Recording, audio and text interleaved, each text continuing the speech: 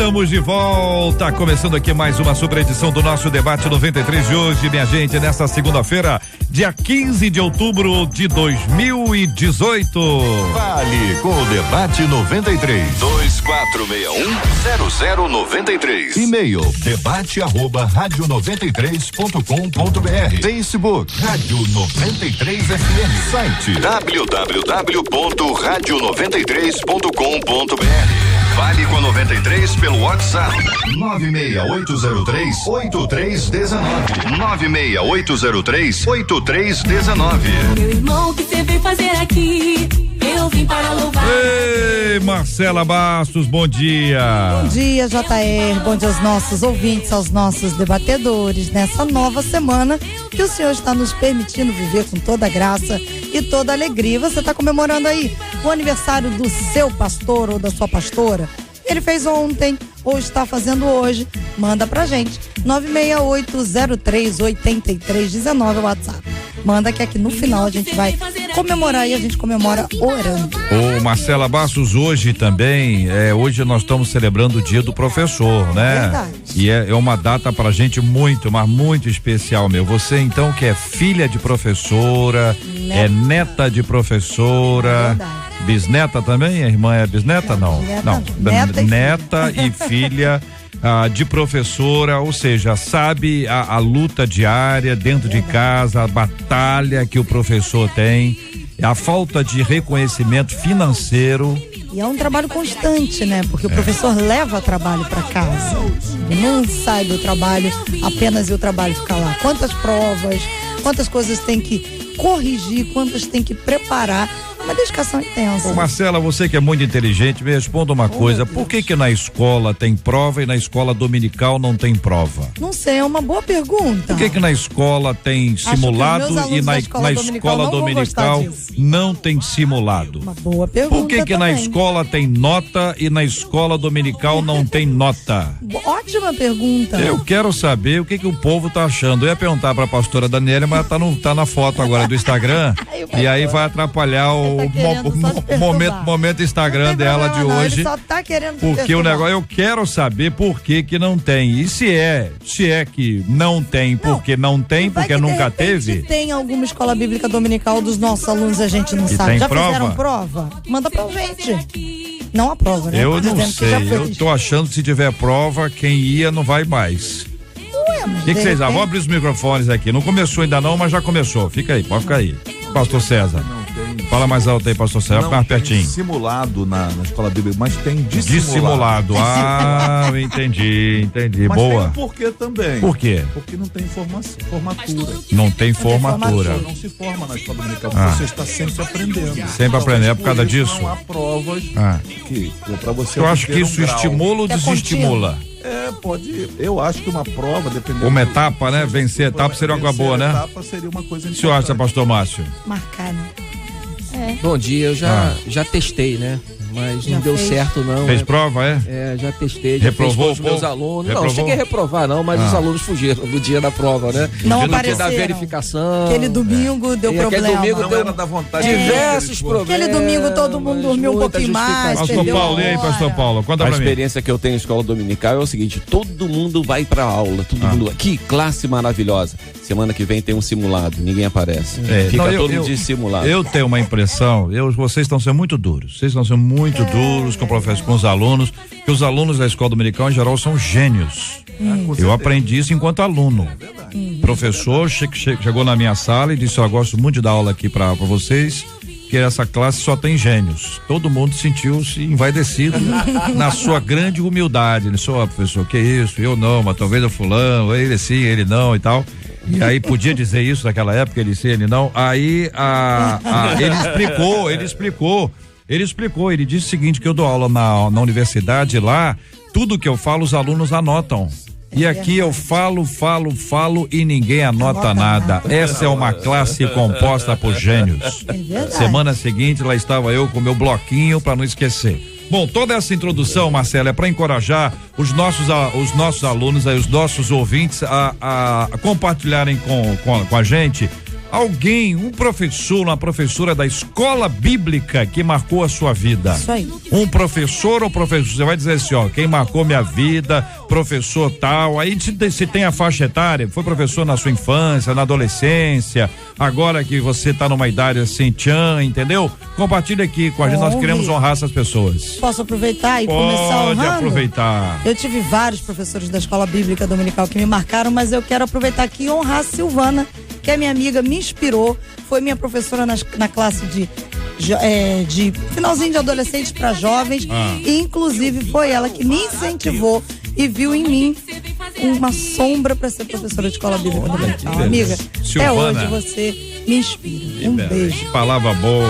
Já tem aqui reação dos nossos ouvintes reclamando da ideia da prova. Eu não falei para dar prova, eu perguntei se tem prova. Não é para dar a prova, porque você pode aproveitar e dar uma resposta bíblica. Nós já somos provados pelo Senhor, não precisamos passar por essa prova. Eu esperei alguém dizer isso, como ninguém disse, eu mesmo disse para poder colaborar. Vamos lá.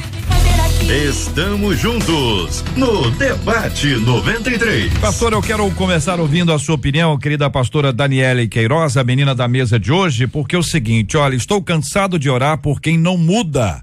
É o que diz aqui o ouvinte, tenho intercedido constantemente, contudo nenhuma transformação real acontece. Eu não sei se eu tô orando errado, se minha fé é pequena, ou se não tem jeito mesmo, o fato é que cansei de orar. Meu Deus, estou entregando os pontos, não queria estar assim, mas é como eu estou. Aí, como é que faz agora? Qual o caminho para não desistir e perseverar em oração, mesmo quando nenhuma resposta aparece? Como ter forças para continuar semeando, apesar do solo estar seco e não existir nenhuma perspectiva de chuva? O negócio tá ruim, mas a irmã é uma poeta, né? O solo, ficou muito bom. Então, pastora, bom dia, bem-vinda. Bom dia, JR, bom dia, pastores, ouvintes queridos. Olha, esse tema é um tema que mexe muito comigo, porque verdadeiramente o poder da oração é algo que todo crente pode testificar da sua veracidade. Mas pelo que a gente vê nas palavras da nossa amiga, ela está passando uma crise de oração não respondida. E quando eu penso nisso, né, nessa crise de oração não respondida, eu me lembro de algumas questões que a palavra de Deus coloca. A primeira causa que pode estar trazendo esse resultado é a oração dela estar sendo feita sem fé ou com a motivação errada, ou então o simples fato de que ela está orando por outra pessoa. E quando eu estou orando por outra pessoa, vai passar pelas escolhas, pelas inferências dessa pessoa, e nem sempre vai ser no meu tempo, mas vai ser no tempo de Deus. Então, se ela estivesse orando por ela mesma, talvez fosse mais fácil ela medir essa questão do resultado. A mudança dela. Para a mudança dela mesma. Aí. Mas como ela está orando por outra pessoa, Entendi. Depende muito de como essa pessoa vai dar resposta ao mover de Deus. Então, o meu conselho para essa ouvinte é que ela não desfaleça na oração, mas que ela tire esse fardo, essa carga de querer que seja no tempo dela. Compreender que tem o tempo de Deus e tem o tempo da outra pessoa. Né? Nós, com certeza, cada um de nós aqui pode lembrar de um testemunho de transformação de vidas que às vezes levou pouco tempo e em outras vezes levou muito tempo. E para concluir esse meu raciocínio inicial, eu quero deixar para ela aquela palavra que está em Lucas 18, a parábola do juiz iníquo, quando Jesus fala sobre a insistência na oração. Então, desistir de orar não é o melhor caminho, porém, ter o descanso de que Deus está no controle, de que há um tempo, é uma chave de vitória. Pastores queridos, e aí?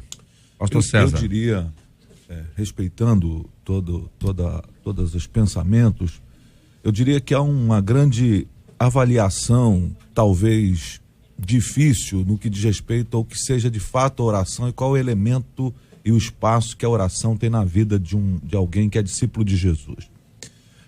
O problema é que no nosso tempo, a oração virou uma espécie de chave para fazer com que Deus atenda às nossas petições. E se a gente entende oração como relacionamento, como oportunidade de se relacionar com Deus, a gente não vai desfalecer em momento algum, no sentido, porque não é simplesmente o objetivo que a gente está querendo na nossa oração. Não é simplesmente apresentar o que eu quero. Senhor, mude o fulano, mude o fulano. Não é só isso. Há toda uma ambiência relacional que é fundamental na vida do discípulo. Então, não é simplesmente a obtenção de resultados. E, para mim, esse é o cerne do problema que temos vivido hoje. As pessoas elegeram a oração como um método de obtenção de resultados sobrenaturais e divinos.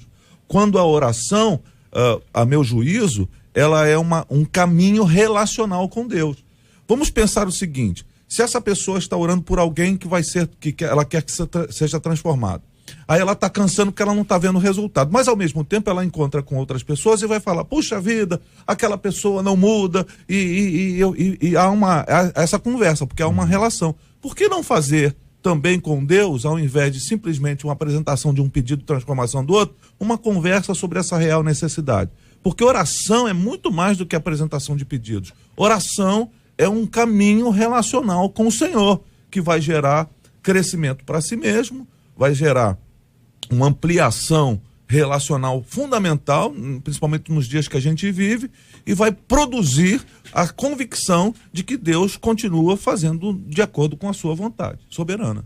Eu costumo pensar, como já estava até conversando a esse respeito na igreja com os irmãos, que antigamente a oração do Pai Nosso era no plural, né? Hoje em dia as orações são muito no singular, né? A pessoa sempre pede para mim, o meu Deus, a minha bênção, essas coisas assim.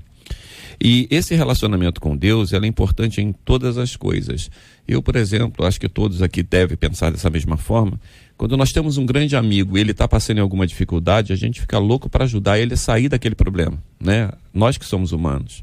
Imagina o nosso Deus, quando ele tem um relacionamento conosco e ele vê aquela aflição que nós estamos passando, como ele é poderoso para resolver.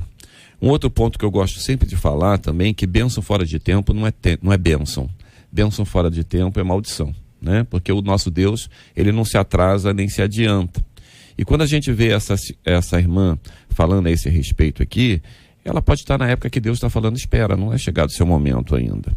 Agora, desistir jamais, porque quando a gente confia, a gente sabe que tem um Deus todo-poderoso, um Deus que nos responde na hora certa, um Deus que cuida de nós e tem sempre o melhor para cada um de nós.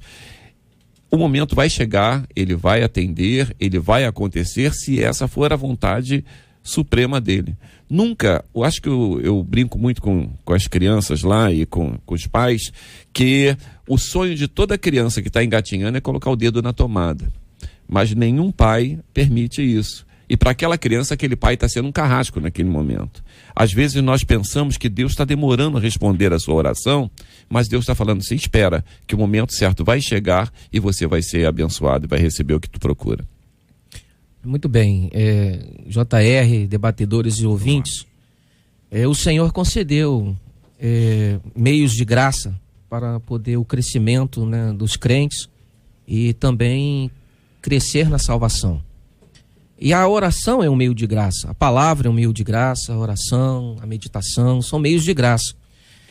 O que acontece é que a oração, como foi bem dito agora pelos debatedores, ela tem tomado um outro rumo, né? A oração é um meio, claro, de devoção pessoal, particular, é um meio de colocar diante do Senhor as nossas petições, nossos desejos, sim, certamente, mas também a oração é uma forma de trazer a paz aos nossos corações.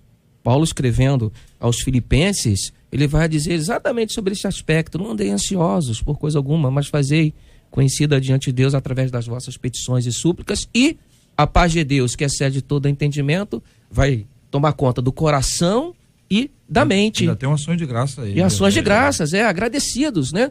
Então a gente consegue perceber, a oração é o bem para o próprio particular, é aquele que ora, né? Agora, tudo aquilo que você pede será atendido? Depende da vontade do Senhor. Tem coisa que você pede, o Senhor não vai te atender. E não vai atender porque é a vontade dele. Agora, quando um ouvinte diz o seguinte, estou orando errado, eu digo sim, está orando errado. Porque você está com um objetivo, talvez, equivocado. né? Sim, está orando errado porque não está olhando exatamente o aspecto que é a oração para a sua própria vida. Desistir, entregar os pontos, está acontecendo alguma coisa de errado com você que está orando, né? Entregar os pontos talvez seja a falta da confiança, da esperança, da fé e a ação do Espírito Santo na própria vida, porque é o Espírito Santo que nos impulsiona a fazer isso, né? Então, esta é a minha posição. Eu não discordo da fala dos pastores, mas eu creio que há um ponto que tem tudo a ver com a fala da ouvinte, que é o seguinte: a oração em favor de uma causa. Porque tem sim a oração que nos sustenta, essa não pode ser nunca desgastada, que é a nossa intimidade, a nossa oração relacional com o Espírito Santo, essa tem que ser sem cessar. Mas no próprio texto que eu mencionei lá no começo, a gente vê que essa viúva da parábola, ela estava pedindo para o juiz julgar a causa dela contra o inimigo dela, ou seja, ela estava orando até contra, né, alguém, por justiça. É uma parábola, mas a gente pega os elementos da parábola e subentende o quê? Que há uma abertura para você interceder por outra pessoa. Eu penso que o ponto-chave da nossa ouvinte é ela não se desgastar nesse exercício da oração por outra pessoa, por não projetar a fé dela, tipo assim, numa ansiedade louca de que tem que ser no tempo dela. É isso que precisa, no meu ponto de vista, é isso que precisa ficar claro para ela. Entendi. Eu estou orando pela pessoa. Tem o tempo da pessoa e tem o tempo de Deus soberano. E tem o fato que os pastores colocaram. Pode ser uma motivação errada. Às vezes ela está orando por mero egoísmo.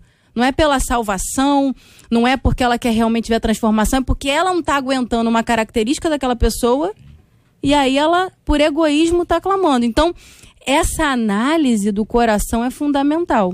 Eu só quero acrescentar e também pontuar que eu acho que aqui está o cerne dessa grande questão.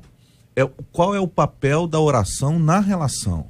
Porque quando eu oro, Daniele, assim, quando eu estou orando diante de Deus, a minha relação com Deus, eu estou num ambiente de troca. Eu estou apresentando questões, mas eu estou me relacionando. Então, esse aprofundamento relacional vai me trazer descanso, vai me trazer paz, vai me trazer confiança.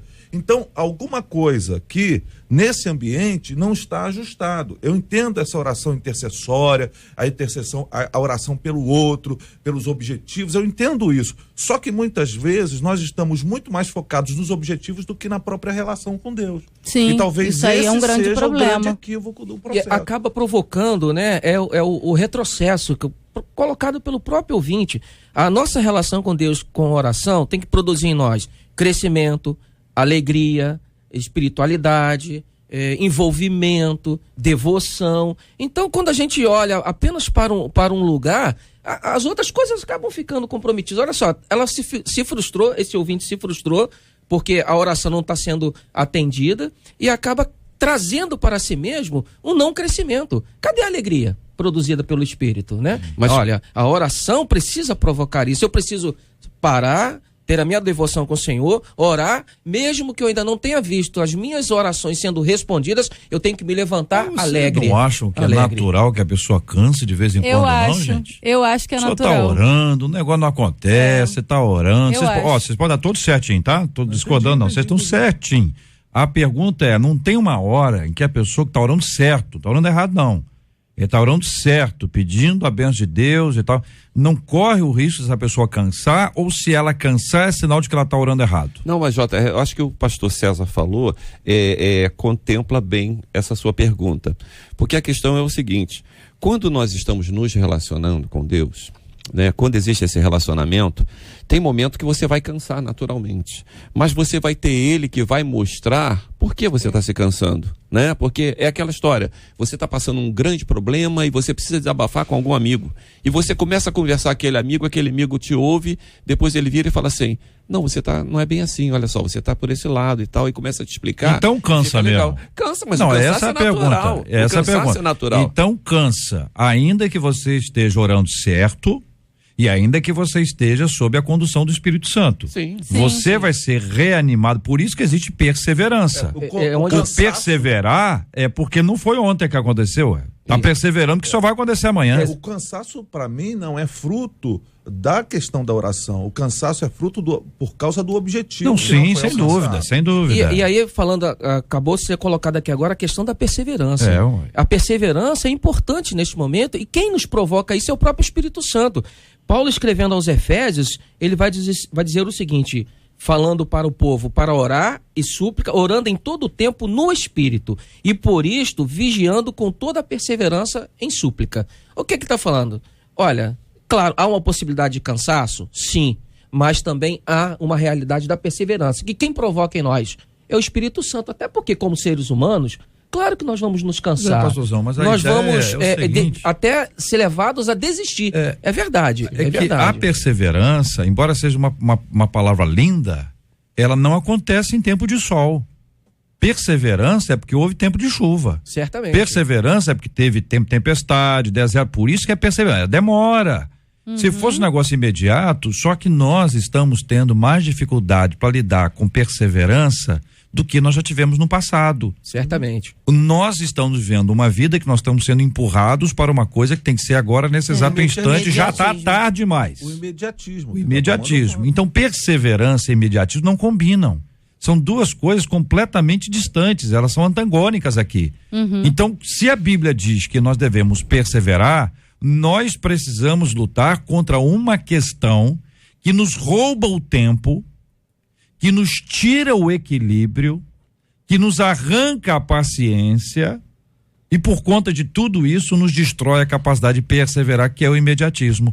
Este tempo que nós estamos vivendo, a cultura, vou dizer esse tempo, a cultura dos nossos dias é uma cultura, gente, até no interior, do interior de não sei aonde. É lógico que não é nesse nível, numa cidade grande, mas lá no interior de não sei aonde, se tiver internet, se tem internet, já entrou na era do imediatismo. Baixa o vídeo, não baixa, miserável, tem que baixar, vai para lá, vai para cá. Nós estamos sendo empurrados o tempo inteiro e isso produz, isso é incompatível com a perseverança. Nós estamos, nós são você, não, vocês são anjos, eu e os outros ouvintes. Nós estamos desaprendendo a prática da perseverança. É verdade, Pode falar. Tá. Eu me lembrei agora daquele versículo em Isaías 40, 31, que fala que os que esperam no Senhor, eles vão renovar as suas forças e vão subir com asas como de uma águia. A águia, ela voa exatamente por cima da tempestade. Então, esse versículo confirma exatamente isso, que existe um cansaço que vai chegar, só que aí o Espírito Santo vem e renova para quem tem intimidade. A questão do imediatismo é tão séria que há uma certa asseveração bíblica em relação às posturas de Esaú. Esaú, por conta do seu imediatismo, ele trocou a bênção da primogenitura por um prato de lentilha. Ele estava querendo resolver o problema naquele momento. Aí o Jacó, já espertalhão, chegou lá, eu tô aqui, eu tenho um prato de lentilha, mas a gente troca por uma coisa importante. Ele trocou o que era importante por uma coisa que era imediata, que era urgente para ele. E nessa troca, a sociedade dos nossos dias, que tem sido pródiga em fazer esta elaboração e fazer esta troca, vai viver suas consequências. Vai viver e vai ter que elaborar essas consequências. A gente quer reuniões para culto, a gente quer resultados imediatos, a gente quer que as coisas aconteçam. A gente está vivendo como resultado desta onda de imediatismo da sociedade que, sinceramente, como o JR bem disse, está assolando de maneira muito contundente até o ambiente eclesiástico, que totalmente. É o lugar onde a gente deveria parar e ter a confiança de que Deus não perdeu o controle. Quer ver uma coisa, pastor César? Vou dar um exemplo pro senhor. Chegasse na igreja, qualquer igreja nossa, meus irmãos, nós vamos ter aqui agora um tempo de oração silenciosa. Depois de algum tempo, alguns minutos, o irmão fulano vai orar. Quanto tempo leva o irmão fulano para interromper o nosso silêncio? 5 segundos. Segundos. Alguns minutos, pelo menos 2. Alguns minutos, pelo menos 2. Mais de um, né? Tá certo? Pelo menos 2. Aí, mas ninguém aguenta. O silêncio, se você chegar na igreja e tirar hoje não tem música. Vamos fazer oração silenciosa sem música. Aí vão dizer assim, o tecladista vai ficar bravo, peraí, mas nada.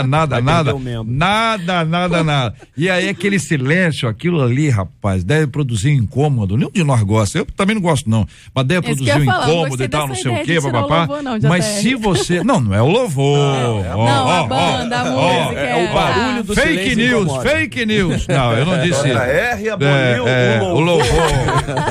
A única coisa que vai ter no céu é o louvor. Pois é. Então é o seguinte, mas você pensa bem naquele tempo assim de você estar, por quê? Porque nós não temos esse tempo na intimidade.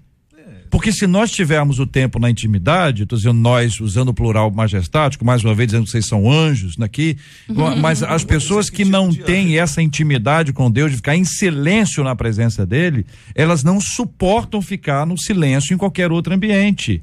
Porque isso para ela é grito. Falta alguma coisa. Aí começa a irmã que tosse. Não tem irmã que tosse?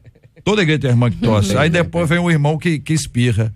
Aí vem não sei o que, alguém para pegar água, mexer no copo da água lá. E vai não sei o que. Sempre acontece isso porque o silêncio acaba sendo uma coisa muito forte. E nós precisamos lembrar que Deus se manifestou ao nosso irmão Elias, agitado e intenso, no cicio do vento. Às vezes, minha desafiador. Gente. Não é? A gente precisa reassumir esse lugar do silêncio até como disciplina espiritual. Se as nossas disciplinas são muito ativas, né? A gente tem que estar fazendo alguma coisa. Existem algumas disciplinas que são, vamos chamar assim, de reativas. Elas precisam ser recolocadas no seu lugar da devoção, da espiritualidade saudável. E a gente muitas vezes vai perdendo isso. Se chegar a uma igreja hoje, vamos ter aqui um momento de oração silenciosa, o pessoal acha que não é nem oração. Silenciosa.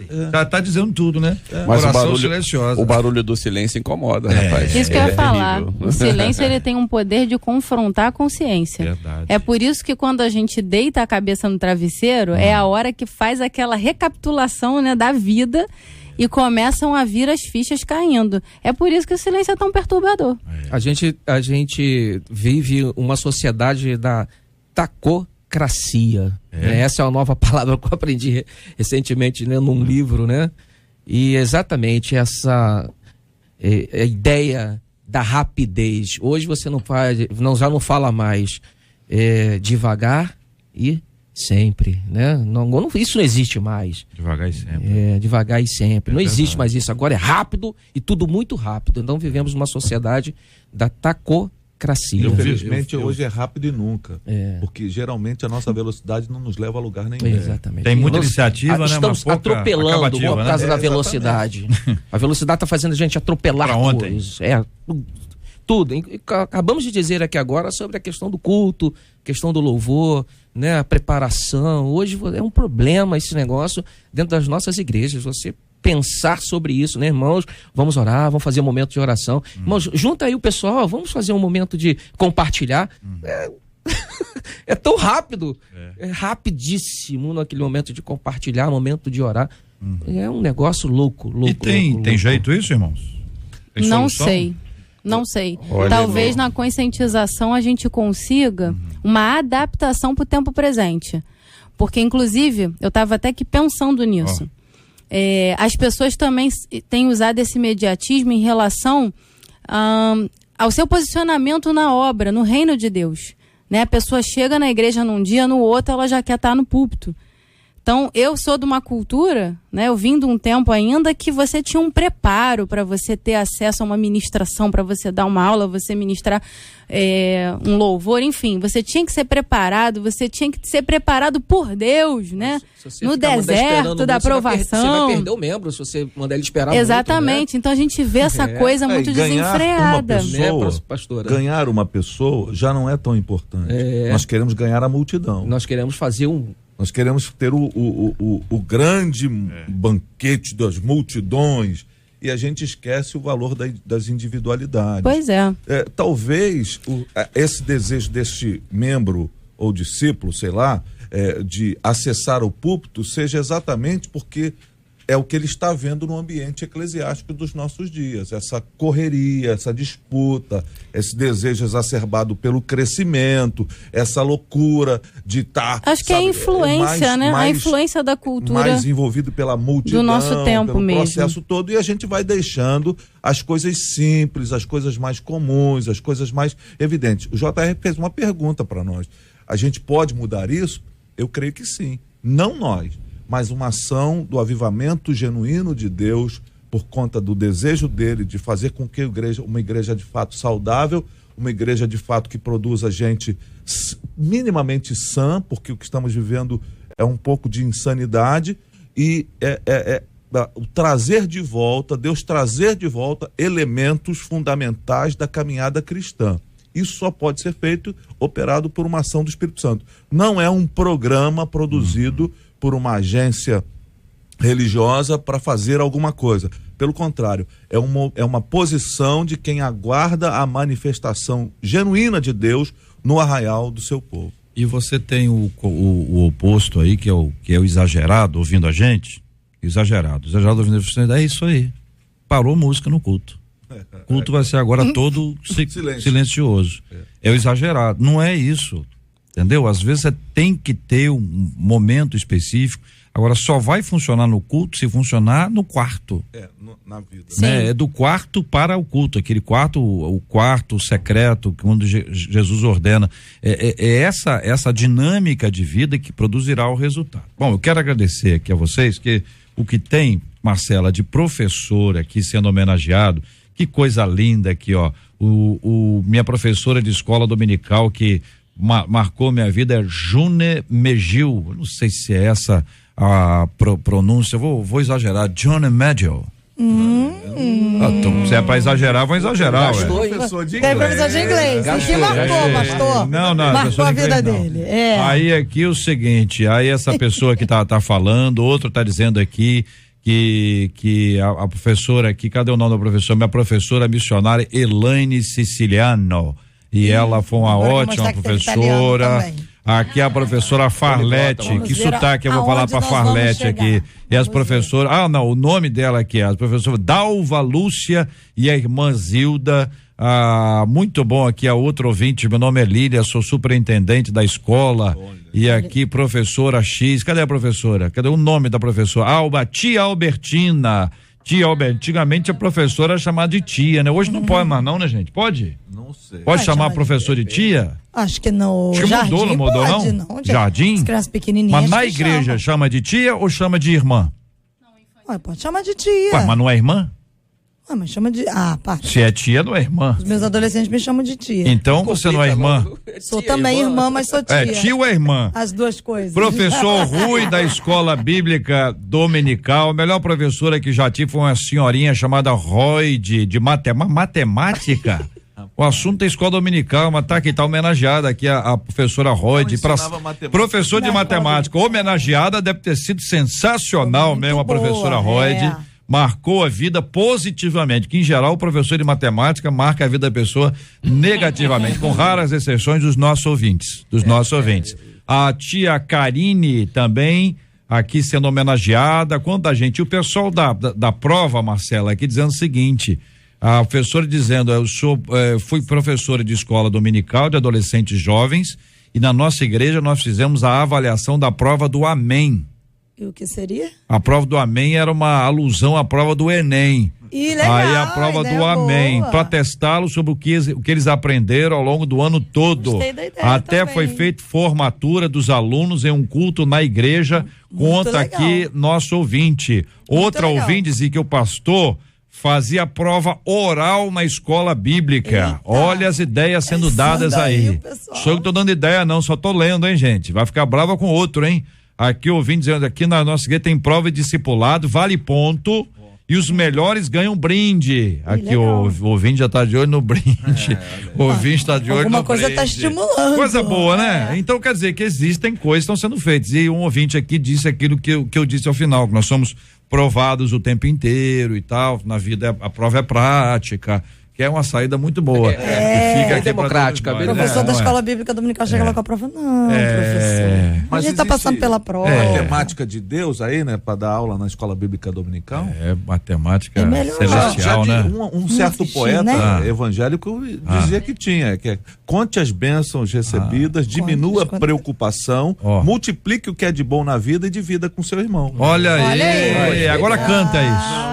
Faz cantando que eu quero ver. Sensacional, muito bom. Marcela, e aí, conta pra gente a hora certa no Rio. São 11h34 agora aqui no Rio. Olha, adolescentes que bebem e fumam já têm danos perceptíveis em suas artérias aos 17 anos de idade. Segundo um estudo realizado por pesquisadores lá da Universidade College London e da Universidade de Bristol, porque eu não tive um professor marcante Olha assim aí, de inglês. olha aí, Você entendeu, pastor? Ambas lá no Reino Unido. O enrijecimento das artérias provoca um aumento do risco de problemas cardíacos nos vasos sanguíneos, por exemplo, como o AVC e o infarto, em idade mais avançada. A pesquisa também detectou que as artérias dos adolescentes voltaram ao normal quando eles pararam de fumar e de beber. E aí a gente pergunta, você conhece adolescentes que estão presos ao álcool e ao fumo?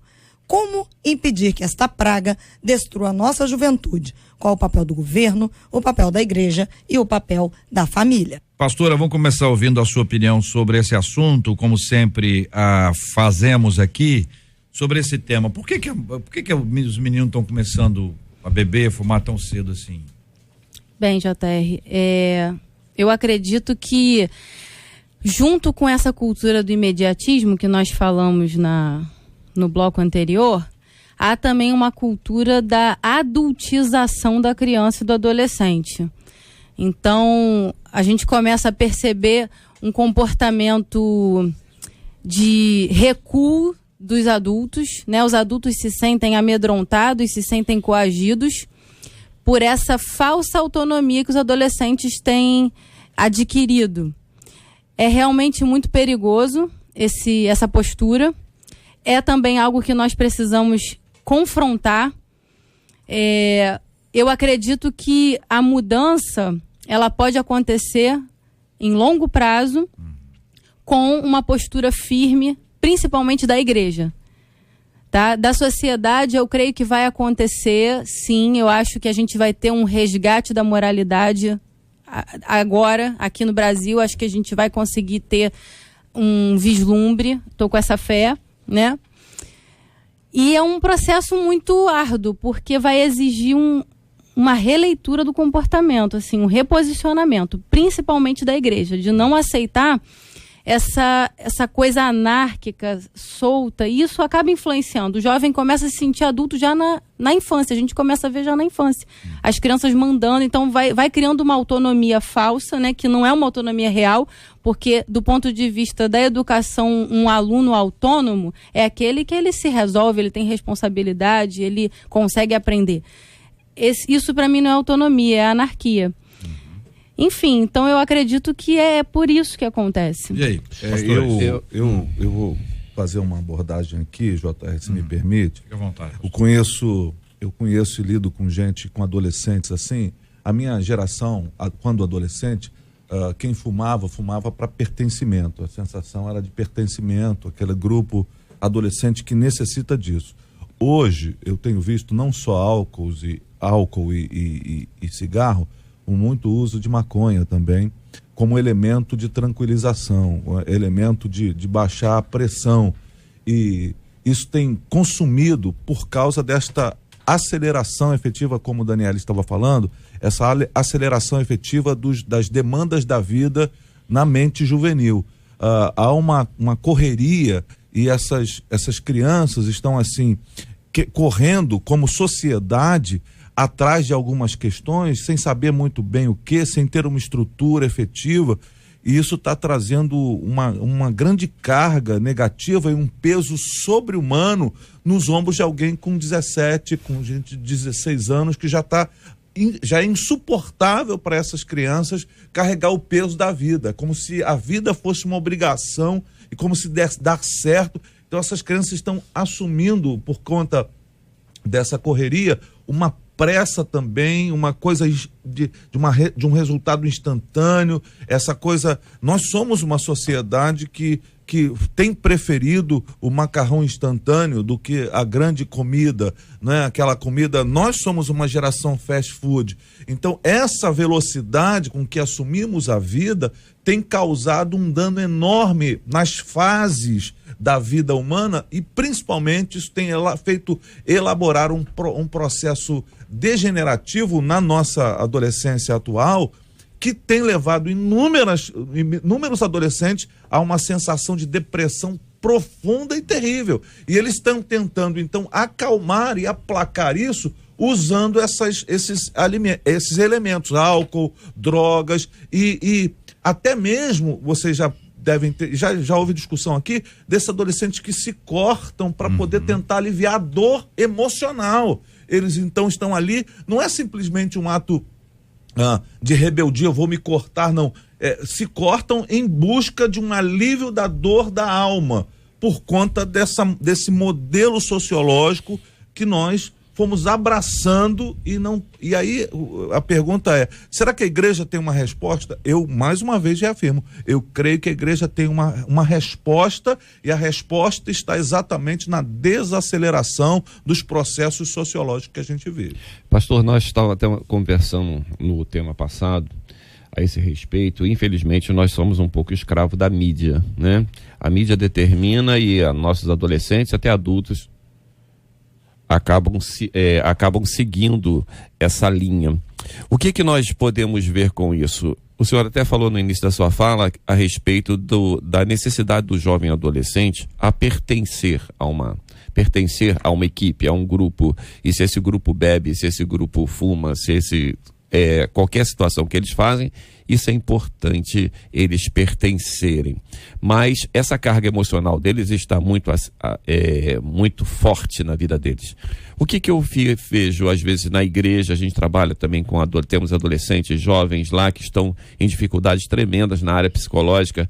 A gente chega, conversa, explica, vai, e infelizmente o que a gente vê às vezes é as famílias que a gente chega, aconselha aquele jovem comece a seguir, vir à igreja, seguir aqueles passos que a gente orienta, e infelizmente às vezes as famílias falam, você é muito jovem, você tem que beber sim, você tem que sair, você tem que fazer isso. Aproveitar a vida. Aproveite a vida, que você é muito jovem. Larga esse negócio de igreja. Aí todo o trabalho que a gente faz cai por terra. A gente começa um trabalho novamente e às vezes esse jovem acaba fazendo, esse adolescente faz uma coisa muito terrível e a família chega ao conhecimento e fala assim, olha, você cometeu isso, você está de castigo, tu não pode mais ir à igreja. Então, a gente tem visto que a igreja tem lutado, era para andar junto com a família, mas a família está sendo antagônica aos princípios que nós estamos tentando trazer. E os jovens estão chorando, eles estão procurando um porto seguro e está difícil de encontrar. Fazendo assim uma análise social, né, e cultural, a gente pode encontrar diversos motivos, né, para levar o jovem ao fumo ou ao álcool, né?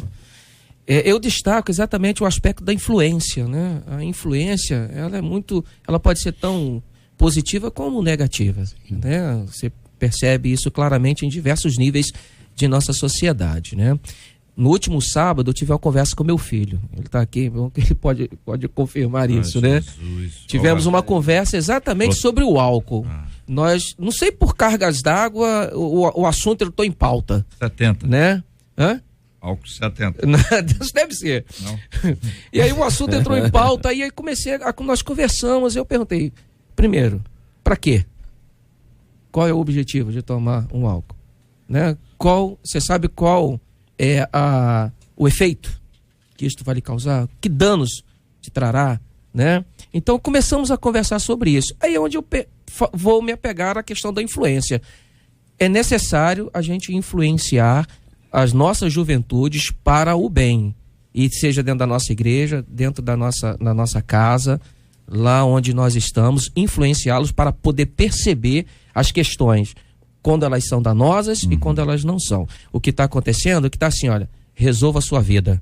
A juventude está assim, olha, cuide aí. E eles estão perdidos. E aí vão se perdendo. Deixa eu ver se eu entendi. Quer dizer que a gente tem aí um grupo de adolescentes jovens que acaba entrando no vício da bebida ou do fumo, alguns por quererem, para pertencerem a um grupo, por força para poder entrar num grupo, para pertencer, outros por influência, e aí pode ser a influência para pertencer, ou a influência que já está dentro, a influência dos pais, a influência de avós. Você sabe muito bem disso, que tem avô e avó que coloca o álcool lá para criança e para fazer graça, especialmente se o menino é crente, e o avô, o tio que não é crente faz de propósito. Aí, beberrão, esse aí vai, esse dormeu, para fazer zoeira. A gente não sabe que impacto que esse negócio tem na vida da criança.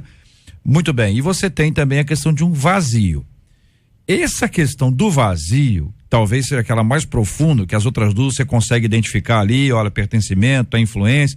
O vazio é que no passado, o vazio sempre existiu. Mas no passado, aproveitar que o pastor Márcio está aqui, que é muito antigo, no passado, olha para você, eu lembro do passado. No passado, você dizia o seguinte: as pessoas tinham tempo para mastigar. Sim. Mastigar frustração, mastigar problema, mastigar saudade. Até a comida, né? Até comida. Você tinha tempo de mastigar. Hoje você não tem tempo, você é empurrado para outra coisa. Aquela história de que um amor é curado por outro amor, que era uma frase que a pessoa disse, vai lá, arruma outro, um amor se cura com outro amor. Isso foi adotado para tudo na vida. Tudo. Você tá frustrado, você vai encher com alguma coisa. Uns gostam de comprar, outros gostam de vender, outros gostam de não sei o quê, não sei o que. Quer dizer, a pessoa não resolve o vazio.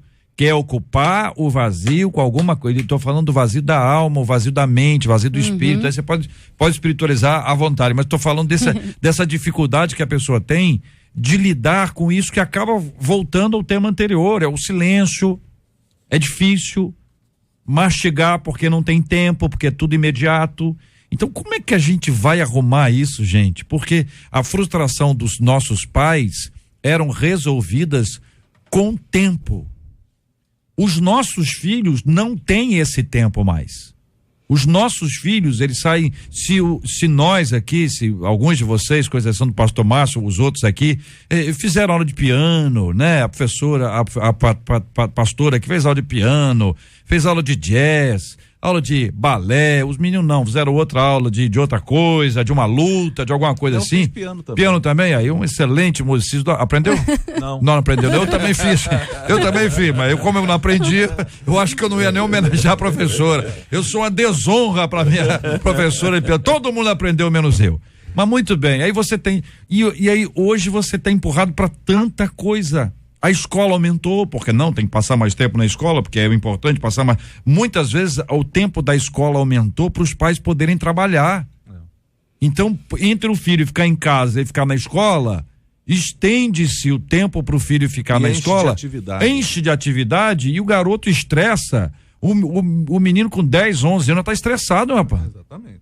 Pode ter uma estafa. Sim. Eu não, pastor Paulo, o senhor que é psicólogo. Não, eu concordo plenamente, estamos vivendo isso. Quando você vai a um restaurante, as pessoas muitas vezes preferem aquele que a comida já está pronta, né? Que você tira lá e tal, porque você pegar uma comida à la carte demora muito tempo e a gente começa a ficar desestressado. É por causa da fome. E sem contar que às vezes tem 5 pessoas juntas num restaurante, os 5 estão usando o telefone, não tem mais tempo de olhar um nos olhos dos outros e conversar. Nós temos visto os nossos adolescentes estão passando por esse grande problema. Só que nós já estamos um pouquinho mais, né, experientes. Agora, quem está começando agora, seu psique está em formação, como fica essas crianças para poderem serem adultos saudáveis, né? Isso, nós temos muita responsabilidade nisso também. É o modelo que a gente está escolhendo, isso me preocupa muito, porque a igreja deveria ser exatamente a porta principal da contracultura, né? Do modelo contracultural do nosso tempo. Ou seja, a igreja deveria oferecer uma alternativa, mas ao contrário, nós estamos percebendo é que a igreja acabou por comprar o pacote da velocidade, da pressa, da grandiosidade, dessa intervenção super poderosa, bela, dessa necessidade de fazer coisas grandes e bem elaboradas, essa coisa louca, essa correria, e todo mundo assim. Os cultos são verdadeiros, muitas vezes, exposição simplesmente de talento. Ninguém mais pergunta se Deus está recebendo, o importante é que a gente está fazendo alguma coisa. E essa loucura toda está roubando de nós esse espaço de tranquilização, de olhar nos olhos, de conversar, de trocar, de se relacionar com profundidade. Isso está gerando uma sociedade enlouquecida e vai esbarrando a cada dia mais no adoecimento dos nossos adolescentes, dos nossos jovens e das nossas crianças também. Daqui a pouco nós vamos ver as crianças saindo das maternidades já com o celular pedindo transporte alternativo, porque ela já não aguenta mais esperar a mãe sair lá e se recuperar. Então, se a gente não propor alguma transformação disso, se a igreja não assumir o seu papel enquanto ambiente contracultural, nós vamos ser mais do mesmo. E isso a gente vai gerando ainda um aspecto perigoso, que é não ter alternativa. É um jovem desse, um adolescente desse, uma criança olhar para a igreja e também está cansada de tudo, por causa dessa correria. O Google lançou o Family Link, né? E ele consegue, um aplicativo, tanto funciona para Android como para iOS, que permite ter um controle quase total do que as crianças fazem no celular, de ferramentas instaladas no aparelho, aos horários em que ele é usado e até mesmo a sua localização. Tem gente que acha que isso é uma forma de super controlar os filhos, outros acham que isso é uma ferramenta excelente para disciplinar o uso do celular. E vocês, o que acham? Eu acho a segunda opção. Disciplinar. Que é uma ferramenta excelente para disciplinar. E penso que até mesmo o celular, o tablet, enfim, tem que ser controlado esse uso pela criança.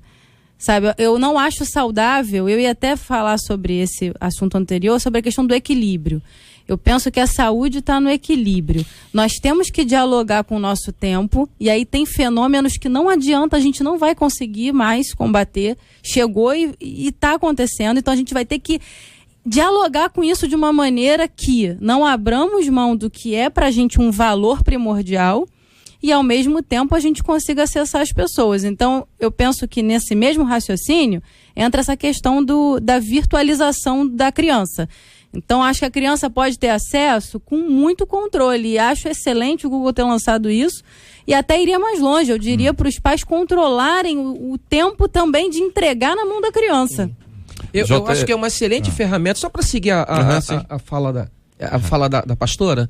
Exatamente. Para os desesperados, essa é uma excelente ferramenta. Mas aqueles que conseguem lidar isso com equilíbrio dentro de casa, é só manter o equilíbrio, entendeu? O equilíbrio necessário dentro do uso. Então, eu acho que a informação e a disciplina começa em casa. A ferramenta, daqui a hora a gente vai arrumar um jeito de driblar ela. Pastor, quando meus filhos eram pequenos, o pessoal colocava na frente da televisão para poder a gente ficar livre, ele ter mais tempo lá. Hoje, infelizmente, muitas pessoas dão um celular para a criança para poder controlar ela e ela não ficar perturbando, né? Só que é o seguinte, eu acho que tem que ter sim controle. O que já foi falado aqui está excelente.